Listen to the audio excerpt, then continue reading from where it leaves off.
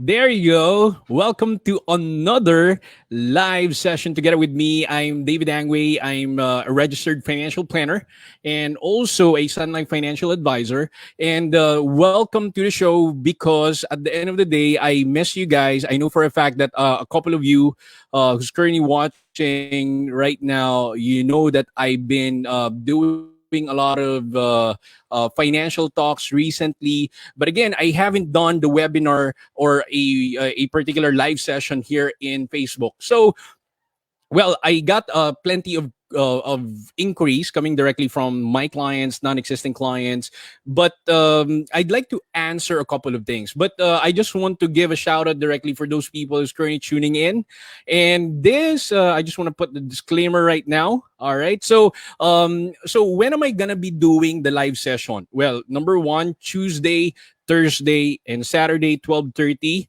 I know for a fact that you guys are probably doing your lunch at that time, but I think it's very appropriate na I'll put that one.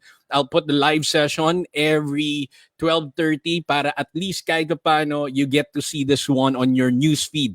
Okay, I just want to share a couple of things. By the way, this broadcast is brought to you by, well, none other than the Driven Today podcast, okay, which I'm the host and currently I'm producing the Who Show.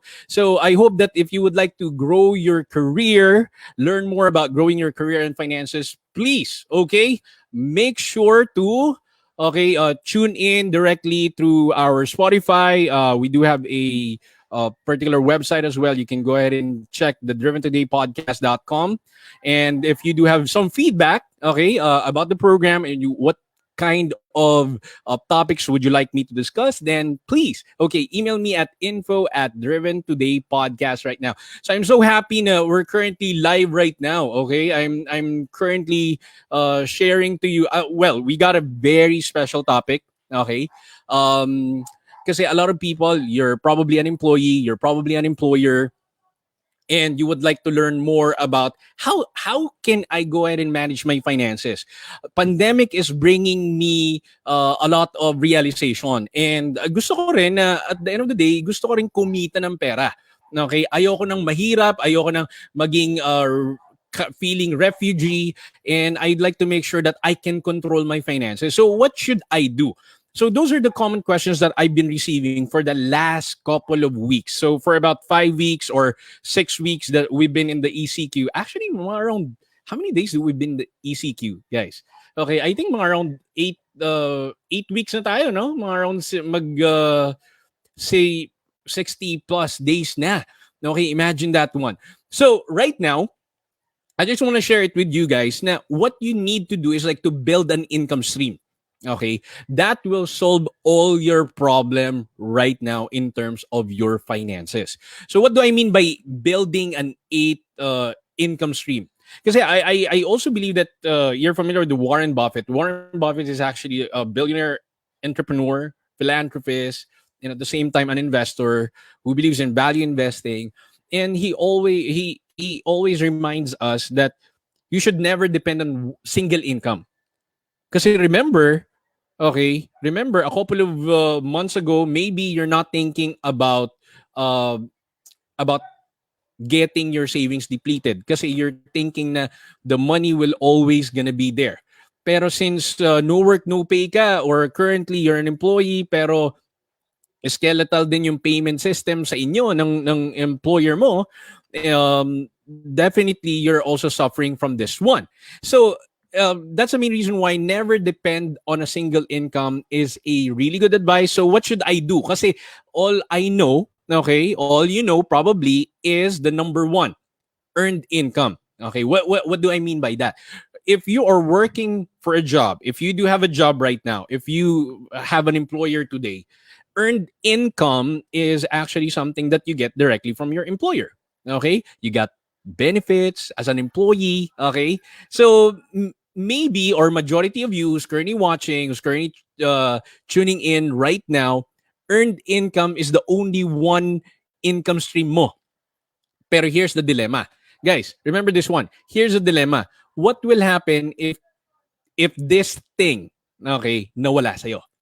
That's the biggest problem right now. If you're currently working in a BPO, in a BPO banking, or di kaya anything na IT, you might think na okay, having a single income which is worth probably 100,000 income mo per month, okay, might be jeopardized because remember this one, employers mo must actually maintain the company itself, okay, to stay afloat. But some of the employers right now are currently cutting costs, okay, cutting their losses. So ngayon, what if na tanggal ka? Remember, earned income is for a job, okay? Pero what will you do is how come ang tawag why don't you go ahead and add one, okay? So it's always gonna be based on skills, okay? So let's go directly with another one, kasi kung ito lang ang alam mong earned income, this is what I suggest to you. Okay, next, it's a profit income. When I say profit income, income from buying and selling. So some of you, okay, you're very good in terms of buying and selling. You're really good in Lazada, your Shopee, and I do have great friends from Shopify. Okay, Master Jeremiah, big shout out to you. Okay, so if you're really good in terms of buying and selling, definitely there's a profit margin. Kunwari, you're very good in terms of creating a mask, okay? And you put some embroidered info doon sa mask na yon, and then you created that mask for at least mga around 20 pesos and you sold it for about 100. Okay, and that's exactly the profit already. If you're good at it, then I highly recommend you exercise that one, because maybe okay,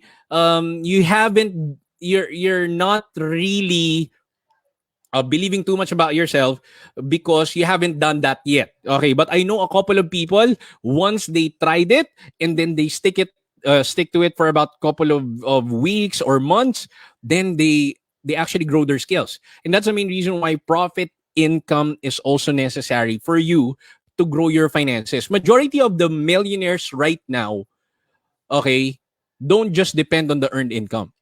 They actually have, or entrepreneurs have, this profit income as well. Okay, and majority ng mga millionaires right now are entrepreneurs. So why don't you go ahead and take a quick look? Maybe this is the best time for you to be an entrepreneur right now. Okay, if you're thinking about, hindi ako magaling dyan, well, you're right. But if you're thinking about na, I can go ahead and do it, you're also right. Now, it really depends upon your mentality. And remember this one.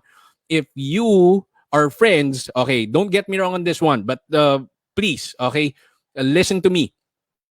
If majority of your friends have this earned income and you would like to have a profit income, then ask those people who have profit income right now to mentor you.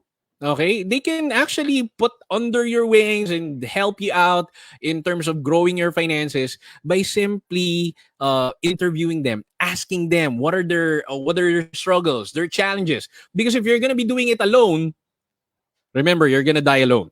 Okay, in entrepreneurship, remember this one: you must have a group or community that can push you, pull you, and these people who's just gonna be probably earning an income right now will always cast a doubt directly to what you're gonna be doing. Okay?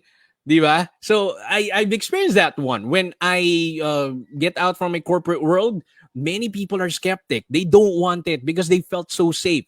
But right now, okay, I feel a lot more, okay, freedom, okay, compared to just earning a particular money from a job itself. Okay, so I hope na you get that one. So start creating a profitable business, maybe, okay, from buying and selling. What kind of products can you actually sell right now, and at the same time exchange for it? Okay. Next is interest income. So for a lot of people, okay, some of you, you're not really comfortable in terms of lending money.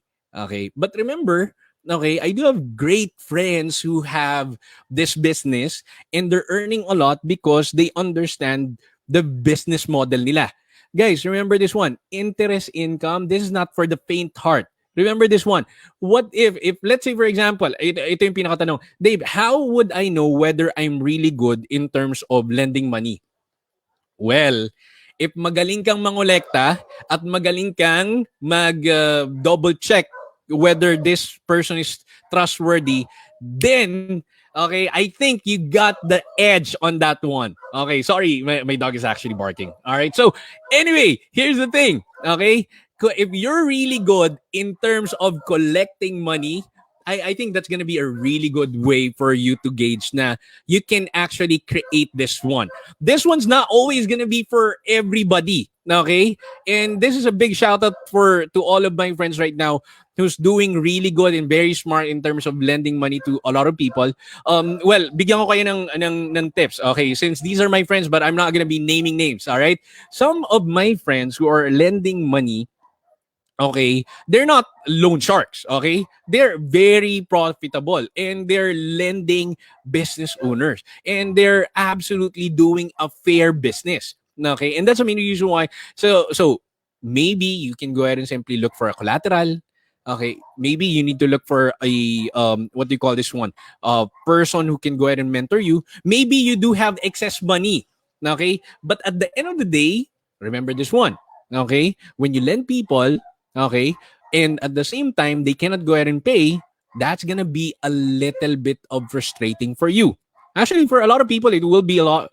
It will be a lot more frustrating. Okay, so remember this one. If you do have the capability to simply lend money and collect funds, you can go ahead and simply use this one, interest income. Now, ito na. Let's go directly with the number 4. All right, so we've done earned income, we've done profit income, we've done interest income, and next tayo sa dividend income.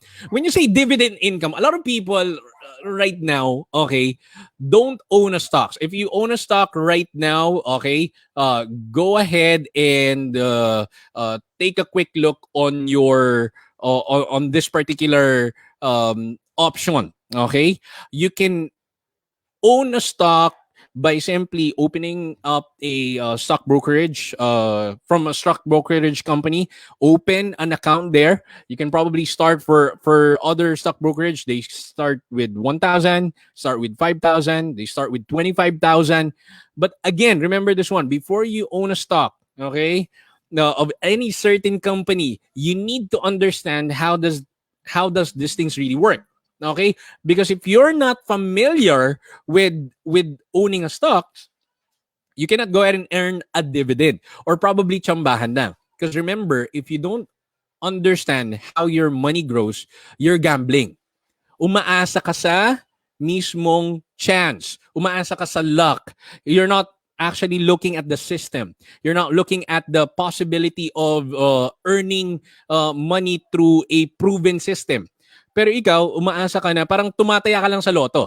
So ang loto, I think, correct me if I'm wrong guys, ang loto is worth 25 pesos or 30 pesos. Pero ang stocks, it can actually bleed you a lot. Okay? So again, reminder, if you would like to add an additional income directly to your end, please include dividend income. Okay? Eh Dave, hindi ako marunong. Well, obviously, train yourself. If you don't have time, if you don't have money, if you don't have expertise, then go ahead and simply create a time for you. Okay? Kasi a lot of people, they have probably the money, but they don't have so much time because they do the trading. It's they have a work, they have a job. So why don't you go ahead and simply look for other means of income, such as mutual fund? That's what I could actually share as well. You can open for as low as 1,000 pesos, and then you can grow it again and again. And if you would like to learn more about that, please send me an email. Okay, info@driventodaypodcast.com, and I'll be happy to create a projection for you. All right. So remember, okay, stocks are absolutely really good in order for you to become wealthy. I own a couple of stocks right now, but remember this one: I just don't actually buy stocks. I try to learn about the business, the model, the risk that it might get directly to me, and my long-term horizon is like 10 to 15 years. Right now, I'm currently 30 years old. What should I do directly with my money, with the one that I put directly into stocks after 15 years? So I'm thinking about getting directly into buying another assets again, buying a condo house, or buying a what do you call this one, a real estate, okay, that can actually sustain my rental properties. And also those are things that you should be thinking. Think about the systems, okay? Don't just think about the chance, think about your system, okay? So I hope na I address that part. Next, let's go directly with some of my favorite, well, royalty income. Okay, guys, remember this one. You might have an easy key right now, pero if you felt that you're an artist, okay, royalty income is actually really good. So for all those people right now who are singers, who are script writers, movie directors, they can go ahead and earn from royalty income. One of the best person that I think I can go ahead and tell you is Mr. Wonderful. If you're not familiar with Mr. Wonderful, he's the guy from the Shark Tank. He's a billionaire, and when I highly recommend you go ahead and watch the Shark Tank. Whenever someone pitched a business directly to him, and then he felt that it's too risky for him, he's using the royalty income. Let's say, for example, a bow tie that's actually costing, let's say, for example, $30 will, ang sabi niya, if I'll go ahead and simply invest on that one, worth, let's say, for example, with a certain amount, per every bow tie na maibibenta, I get a 10% commission for that. Okay, 10% royalty income. So I think if you can go ahead and create something from your end, okay, out of nowhere, and you were able to create oh, by the way, naalala ko rin pala, if you're currently a book author, you're also earning royalty income. So if you want to learn more or earn more, please go ahead and become a book author. Yeah, I know for a fact that this is gonna be a grind, but I can guarantee you it's always gonna be worth it. Na at least you're not depending on a single income.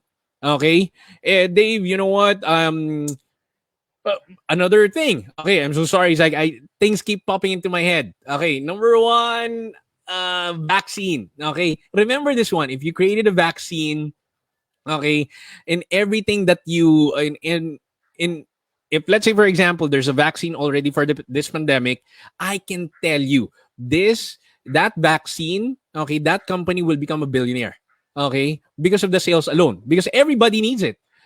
Vaccine is already an essential product already at this point in time, and whoever creates the vaccine will get a royalty income as well, okay, and at the same time, profit income, and at the same time, whoever invests directly to that particular company stocks will also get a dividend income. So imagine mo yun. Okay, you're not just earning money from your job, but you're also earning through many different ways. Okay, so royalty income is really good. Okay, a big shout out directly to all the artists right now. Okay, next, rental income. This is absolutely self-explanatory. If you do have a rental income, man, okay, it's really, really good. A couple of people na I know, Carl D, El Subastero, okay?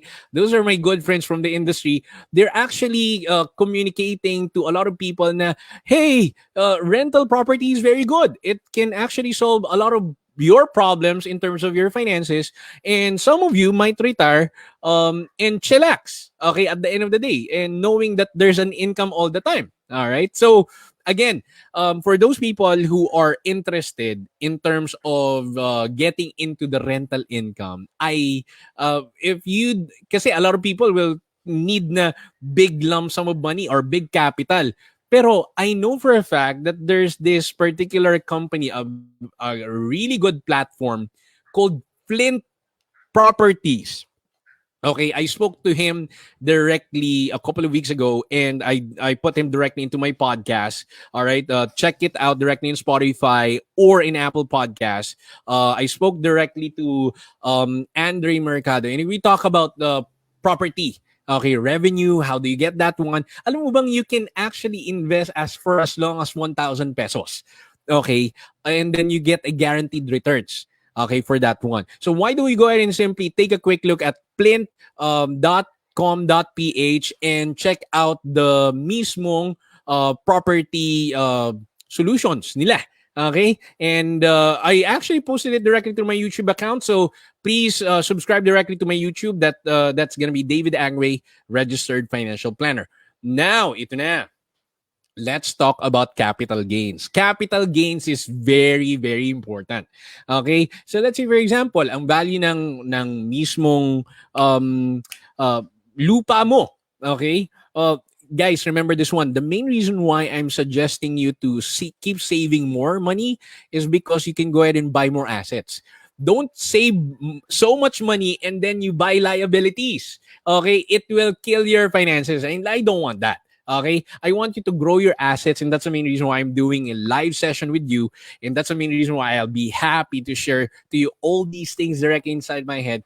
Para at least kahit pa paano, yung mag-create ka ng income, okay, that actually okay, gain, well, technically assets that increase value. So yung lupa mo, okay, ibebenta mo yan, yung mismo mga, I'm not pretty sure, but I heard a financial planner who says that ang Louis Vuitton daw ay tumataas ang mismong value. Okay? The rarity. Oh, by the way, guys, remember this one. Okay, if you're familiar with MJ, The Last Dance, okay, that was actually concluded yesterday. Okay, the episode 9 and 10 was actually concluded yesterday. And imagine mo, if you own a Jordan shoes, okay, Jordan. I'm not really a big fan, okay, of the shoes, okay, but a big fan of Jordan and his mindset, okay. But if you own a Jordan, and then at the same time lumabas ng Last Dance, definitely yung shoes na yan na suot-suot ni Michael Jordan will increase in value. And you can go ahead and put that one directly to eBay for the bid or the Lazada or whatsoever. So I've heard na $1 million yung isang Nike Jordan, something like that. That's capital gains. Where can you get that? Right? So remember, okay, yung mga memorabilia, yung mga antique and all that increase in value, okay, make sure to sell that one in the right price so that at the end of the day, you can get that money. Okay, now let's go directly with the very last one. So we've discussed a couple of things already. We'll have a quick recap in a bit. All right, so residual income. Income when you get paid after the work is done. So for some of my clients are doctors, consultants, coaches. They earn this much, okay, through residual income. They don't have a job right now, okay. For some of them, they have an earned income, they have a residual income, and that actually complements the current status that they got right now. So imagine mo, if you are doing a webinar and people are actually benefiting from your webinar, definitely that's a residual income as well. And they just actually pay you for about, let's say, for example, $15 for all these things that you can get, and you can have a transformative life. And definitely, ano yan? Ang tawag nito, very helpful yan. If you're a gym coach, okay, which is one of my friends, gym coach, then you can go ahead and simply create a video or create a webinar, create a session, an online session that can address the needs. Okay, coaches, consultants, doctors, these are very appropriate for you guys. Okay, some of my friends who's currently doing an online consultation for mental health is also earning from the work that he is doing right now. A coach from Strengths Finder is also getting an income from giving so much value directly to a lot of people. And many people are currently depressed, anxious right now. And by simply conducting a webinar and at the same time Zoom meeting, they're also earning. So imagine the creativity, your capability right now, okay, to earn money is not about your degree in college. I can tell you that. Okay, I'm a nurse by profession, but I never practice it. But I'm really happy that I'm serving majority of my clients who are currently nurses today or healthcare workers. Big shout out directly to those people who's currently in the UK right now who are my clients, part of NHS. Okay, you know who you are right now, and I salute you to all the frontliners. And another thing, okay, a big shout out directly to my friends from the Makati Med, St. Luke's, and Asian Hospital who's currently serving the front line.